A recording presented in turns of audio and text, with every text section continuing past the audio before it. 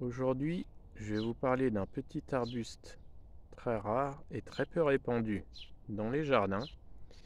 Alors son nom est relativement peu connu, c'est l'Indigofera. L'Indigofera est un arbuste du Japon. Il est très peu connu et très peu répandu parce que c'est un arbuste caduc d'une part, et aujourd'hui on recherche principalement des persistants pour créer des haies, entre autres, se cacher, briser la vue. Alors c'est un arbuste qui est relativement petit, compact. En hauteur, il fait environ 1 mètre. Et bien que je le taille à environ 1 mètre de hauteur, il grimpe à 1,20 m, 1,50 m. On ne peut pas dire que ce soit un arbuste idéal pour faire des haies. Alors le feuillage est relativement fin. La floraison rose vif est vraiment sympa. Il fleurit en juin-juillet. La floraison est assez durable, mais plus ou moins cachée parmi le feuillage. C'est un arbuste qui ne produit pas beaucoup de bois. Alors actuellement, il culmine à environ 1,50 m de hauteur. Sachant qu'il a environ 10 ans de plantation maintenant, en diamètre, il mesure à peu près 1,20 m, 1,50 m.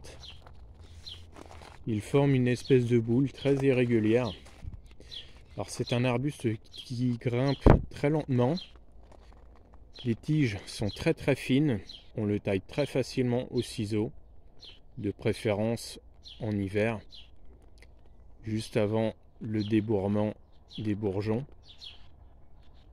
C'est un joli arbuste, mais sachant que c'est pas un arbuste très adapté pour faire des haies, on le placera dans un massif par exemple, ou éventuellement pour faire une haie libre, mais tout en sachant qu'il grimpe très très lentement. Il ne faut pas être pressé pour se cacher, et en hiver, sachant qu'il perd tout son feuillage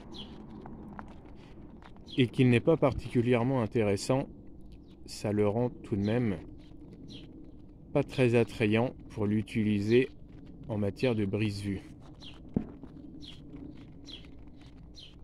Alors c'est une plante qui est franchement peu connue dans les jardins, à vrai dire. On n'en voit pas. C'est une plante originale et à la fois un petit peu classique parce que ce genre de fleurs, on en voit un petit peu. Par exemple, les genêts ont des fleurs un petit peu de ce genre.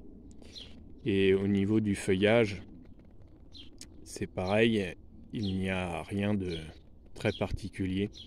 Alors la floraison dure assez longtemps, mais elle est un petit peu planquée malheureusement dans le feuillage.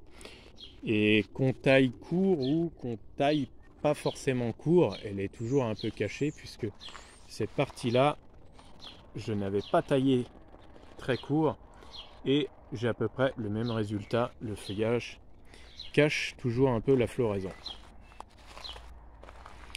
Alors aujourd'hui, c'est encore un arbuste pour collectionneurs.